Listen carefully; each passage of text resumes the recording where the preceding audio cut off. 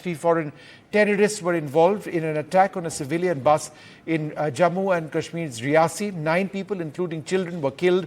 Sources say there are 3 terror groups operating in the region. I'm now joined by General D.S. Huda. He's been the former Northern Army commander, somebody who knows this area through and through. Thanks, sir, very much for being with us. This is one of the most brazen attacks we've seen. It was targeting pilgrims, civilians, not the forces, the police or the army. Is this a stepping up of terror activities? So Vishnu, as you mentioned, I think it's a very, very tragic incident where you have innocent civilians, including women and children, being killed in this very, very ghastly manner. Just sort of taking an overall view of what is happening. If you look at Jammu and Kashmir as a whole, Vishnu, what you are seeing is that there is definitely, an improvement in the security situation. Number of terrorists killed are very few this year. Infiltration has largely been controlled. You have large numbers coming out to vote, and you also are seeing, arrival of tourists, etc. So revival of economy in the valley. But having said all that, I think one matter of concern is in the last couple of years, we have seen a surge of violence in Jammu region. And that frankly, doesn't sort of speak well for the overall situation that is there. And this is something that I think the government needs to take very seriously, and you have a new government now in place. And to tackle this on what I say, like a mission mode. General, the timing of this was done, some would suggest, to coincide with the swearing of the government. It happened yesterday, when the swearing in, just shortly before that. Do you believe, that's the deliberate message being sent? There were 7 heads of state in India when this took place. Absolutely, Vishnu. If you look at, after all, what are the tactics of the terrorists? The whole idea is to build a narrative around the fact that, we can do whatever we want to, when we want to. We can terrorize the population. We can carry out attacks, lay, claim of the government that normalcy is returning to be false, and to do it at a time when swearing is going on, and as you said, so many ministers are there. I think clearly this was done to send out a message. General, attack south of the Pir Panjal. How has this become a hotbed of terrorism? I think now for the last 2 years at least. And how does one really tackle this? So Vishnu, I think this is not known to many. The terrain in Jammu region is extremely, extremely rugged. Foothills of Pir Panjal. Very few roads and tracks as compared to the valley. The valley you can sort of go from one end to another in 3-4 hours. Sit in a vehicle. Here, because there are very few roads and tracks, everything, movement is all on foot. So the challenge of terrorists in Jammu region is extremely, extremely difficult. Population is very sparse in these areas, so intelligence and information also flows in sort of slower. So this is the challenge in Jammu region. The advantage, of course, is that the local population has always been sort of with the army, which was one reason why terrorism literally disappeared from the Jammu region. But if we are seeing a revival, Jammu, as I said, we need to look at ways in which this problem is tackled quickly. And my suggestion on this, Vishnu, is I think what we need to have is a unified commander here. Put all this, civil armed police forces and the army under him, integrate intelligence agencies in a much better fashion. We have renamed village defense committees as village defense guards. That needs to be strengthened in a big way, and an outreach to the local population. And if you are appointing a commander like this and giving him all the resources, I think you should also make him accountable and say, look, 6 months is what we give you. I think that's where, we will sort of get. So there is no shortage of troops, Vishnu, in this area. There are enough. There was earlier talk that uniform force has been pulled out from here and gone to Ladakh. But the army has put in additional forces. Additional CAPF companies have come in. I think we just need to integrate this force and the intelligence along with the local population in a much better manner. General, the nature of the attacks themselves, these aren't suicide attacks, these are very targeted. The terrorists hit and run and try and attack in the future. Again, is this a dangerous strategy that we are now seeing? True, Vishnu. So earlier what you said is, the terrorists coming, directly attacking army camps. And these were like suicide attacks that, we will keep fighting till we are killed. We are seeing a complete shift in tactics in the Jammu region. It's all hit and run. It's all ambushes that have taken place, both on army convoys, recently on an Air Force convoy, but also they are targeting, the minority population in this region. So you had that, the Dangri village where Hindus were killed. Now you're seeing an attack on pilgrims. So it's, I think, a combination of hitting soft targets, which actually give you more visibility, and also attacking army targets. So these seem to be sort of, to me, suggest sort of highly trained, motivated terrorists who are operating in this area. General, is this once again, back to the Pakistani terror, support of terror?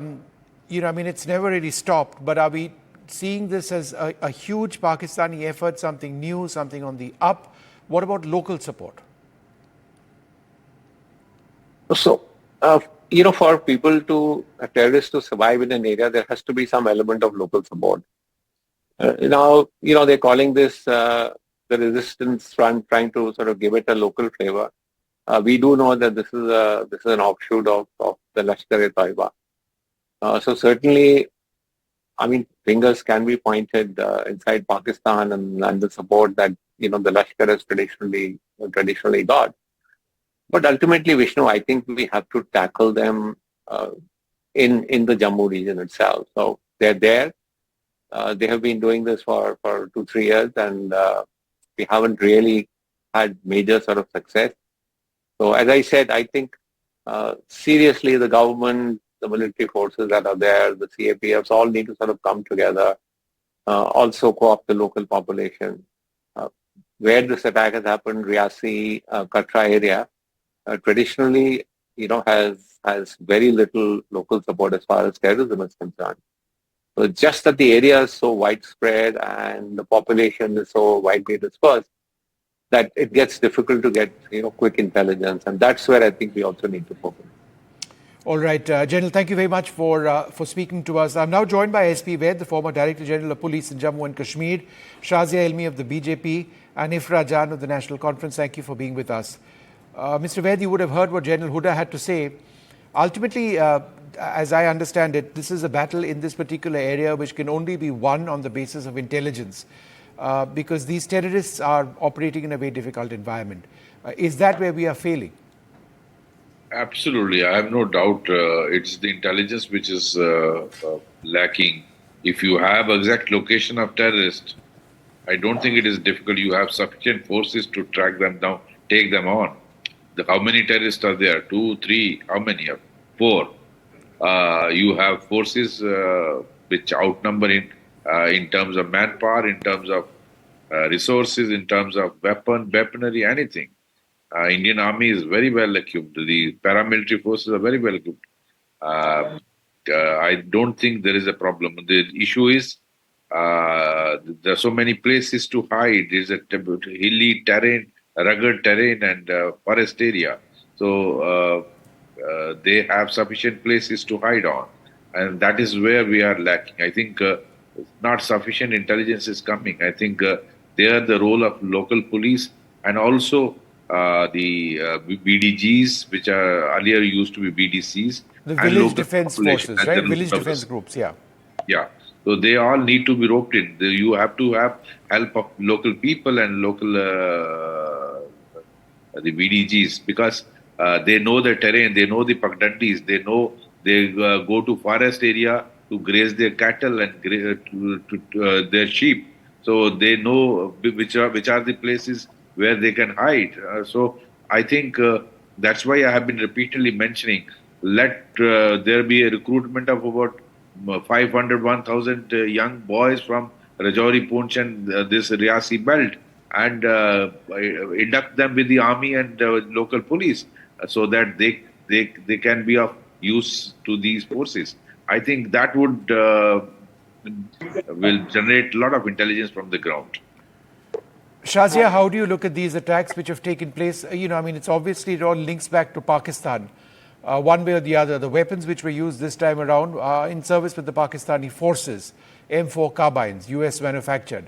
And we see these attacks in this area now for more than 2.5 years. We've had a disproportionate loss of lives as well among security forces.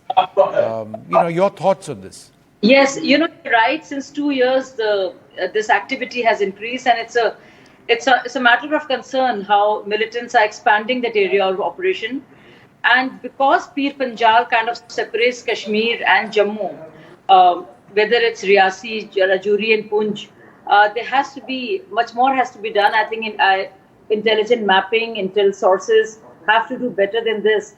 It is very, very sad that it just says a lot about the nature of attackers as to what kind of people they are. That imagine attacking a bus full of pilgrims, sparing not even children. So I really think this is being done to create some sort of alarm bells. And there should be alarm bells when it comes to our security and our monitoring and surveillance. But more than that, I think a lot more needs to be done. Because if you know, this area for the last 2 decades has been relatively peaceful, if not for the last 2 years. So something is going on there. And I think the dense forests there don't help at all. And there has to be more done in that area. So it is indeed a huge loss and a matter of grave concern. Mr. Ved, one of the most horrific parts of this entire thing is that the terrorists attacked on the road. They killed the driver, the vehicle veered off, and according to eyewitnesses, people who survived, not eyewitnesses, survivors, they went down that ravine and then started shooting again. What Shazia says is so right. This is the innocent people, the children over here, these people are pilgrims. So again, targeting civilians, again, what is the goal? What is the effort over here?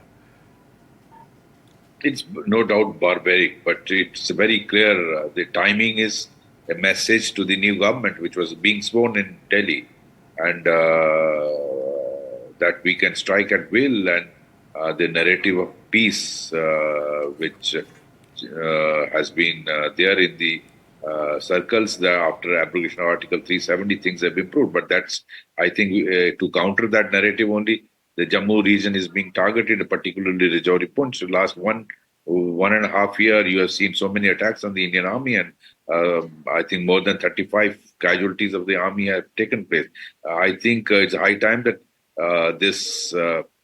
the disturbance which is taken place in Rajouri-Poonch and now spreading to Reasi, which also have a Vaishno Devi shrine, and you would be coming now in another by 30th of June. There would be Amarnath Yatra, and then followed by assembly elections, which are due.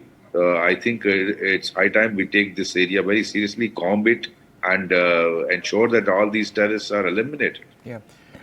Ifra, your thoughts, firstly, for the families of those who've lost so much, those who are fighting for, to recover from their injuries. I mean, they're pilgrims over here, one of the most important pilgrimage routes in India, and they're targeted by terrorists. It's just horrific what took place.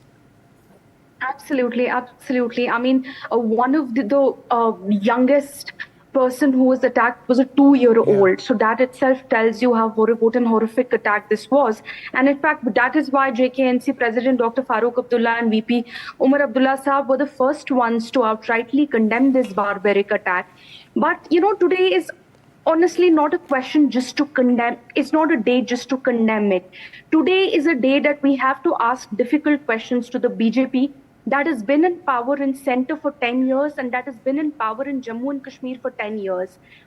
Today is a day when we tell them that it was you guys who said that once 370 is gone, terrorism will be gone. You were the ones who said that once Kashmir becomes a UT from a state, that people's lives will be saved. 10 years, 5 years after the abrogation of 370, we still see such attacks continuing. And all we hear from the BJP spokesperson is more needs to be done.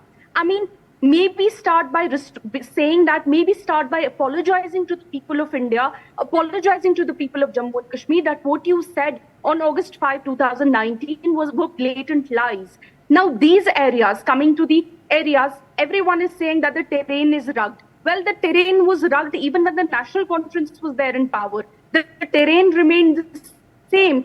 Yet these areas, particularly Chenab Valley and Pir Panjal, were declared terror-free. It's only after the abrogation of 370 you see that the terrorism has geographically moved into these areas. So these are questions that deserve to be asked. And one last point. I have a point. Government Vishnu. Yeah, Shazia, half a second. Vishnu, Shazia, half a second. You can reply at length to her. Ifra, make your last point. My last point is every government, Vishnu, in Jammu and Kashmir has fought terrorism, whether it was the BJP, whether it was the National Conference, whether it was the Congress, every government has fought terrorism. Why do we ask these questions to the BJP? Because BJP was the first political party in the country that linked the dilution of the rights of people of Jammu and Kashmir with a promise that the lives of our people, the security situation of the state would be safer. Let's get a response. Lots of points. Sure. Ifra, 1 second. Shazia, go ahead. Point by point, respond. Yes. There are 3 distinct points that I want to make.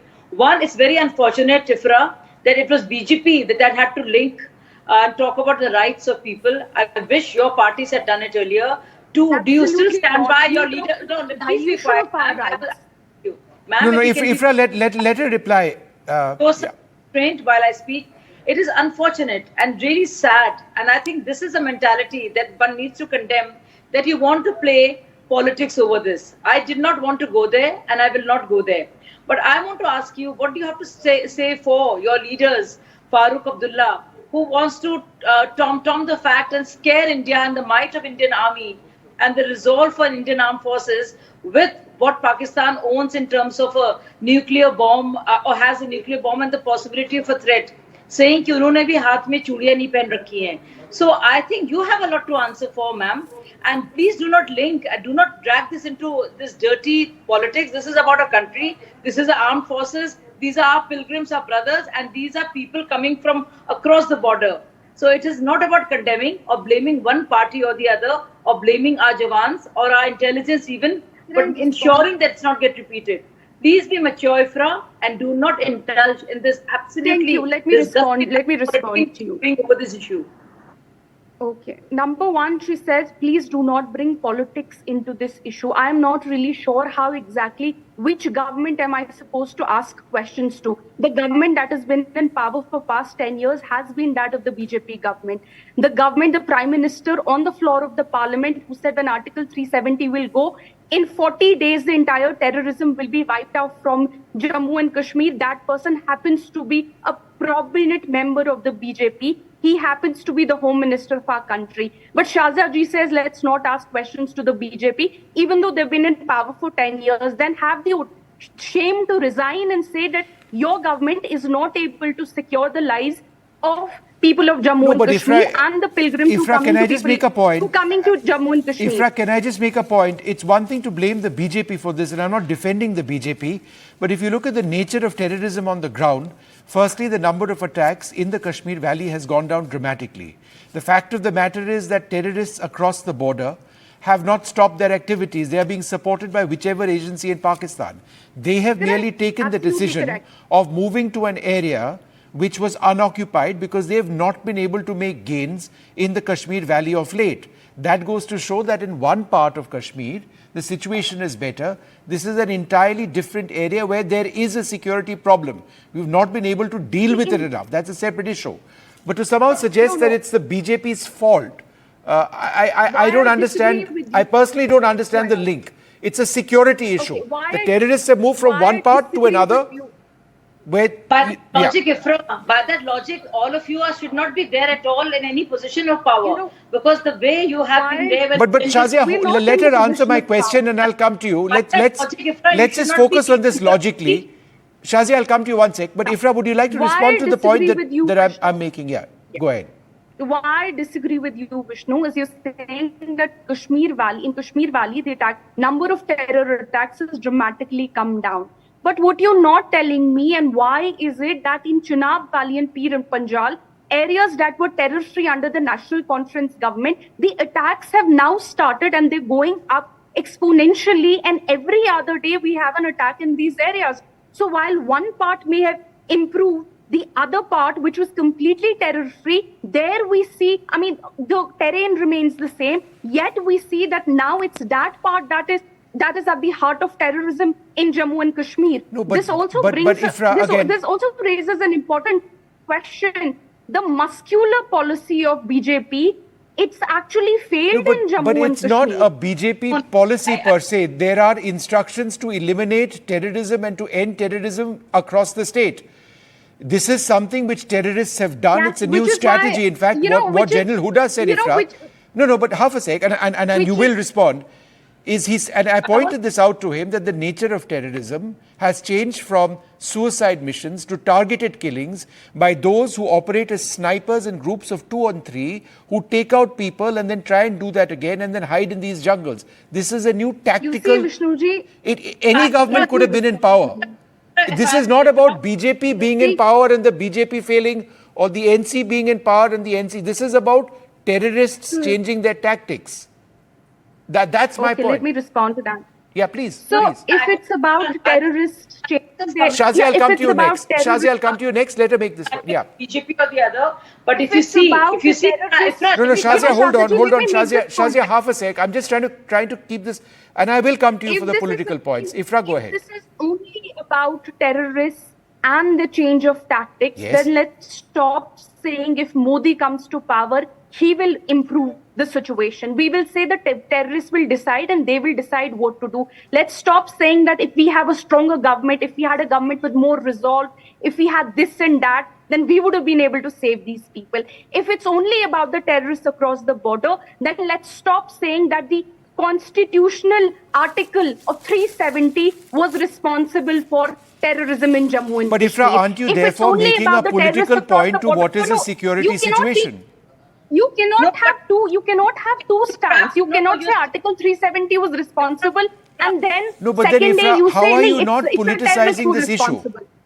Ifra, how are you not? Okay, one sec, Shazia, go ahead. This myopic, warped, limited way of looking at things and linking everything with Article 370 is such a giveaway of the intentions of this. You linked it to Article 370, Shazia ji. It was your government that linked it to Article 370. Ifra, let her reply. It's only fair that everybody has their voice on this program. Shazia, go ahead. Whether it's stopping the terror financing, allowing agencies to do their work, and actually outlawing many terror organizations, and really investing in whether it's tech or mapping of the area, a lot has been done. But to link it and make it completely political, conversely, by that logic, parties like yours should not be there. They should be outlawed because they've allowed militancy to grow, and you all have been apologists for militants. So I think the less said from you, the better. I would not go that path with you. You might want to drag me. I think it is your compulsion. But no, I will speak of my country. I feel really sad. It's distressing, the news you hear. It's impossible to even watch the visuals. So I will not walk that path with you. But at this point of time, Ifra, my request to you would be to not get into BJP and NC and PDP, and instead of asking questions of our government, please ask the questions of the Pakistani terror organizations and ensure that your leaders and masters do not speak for them or condone what they say. Or try to now put let me come back. agency in our minds. All right, Ifra, go ahead. We start terror wrapping this up. Yeah.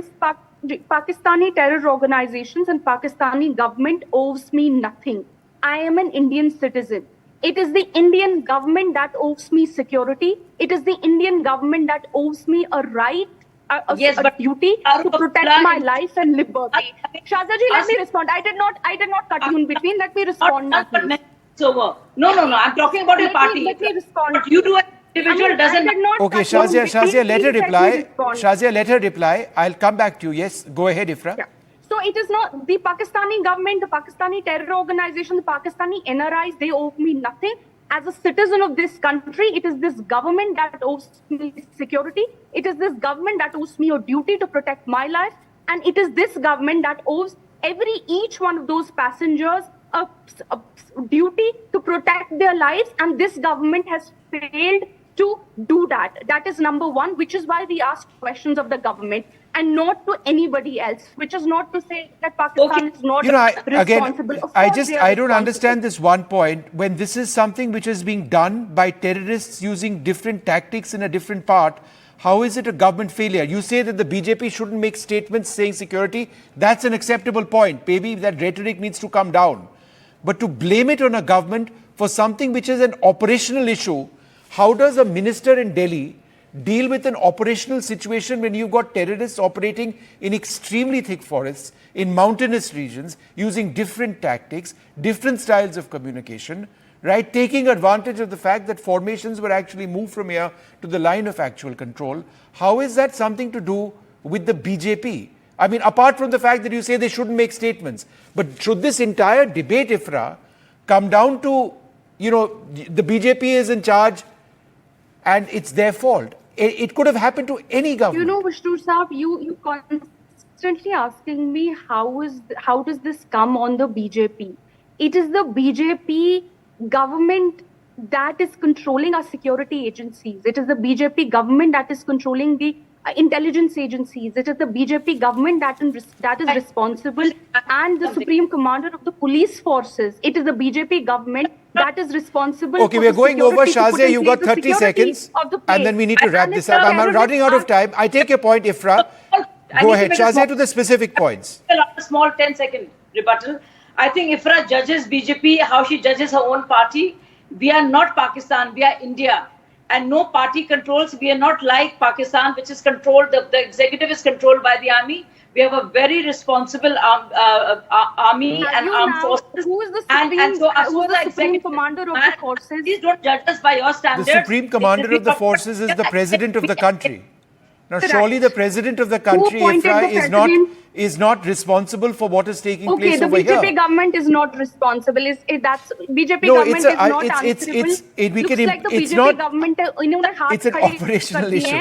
All right, look, let's wrap this up. But I'm glad that we've got different voices. One second, let's Ifra, let's leave it at this because I'm out of time. We've given an opportunity for all sides. I'd like to thank you both very much for being with us on this program.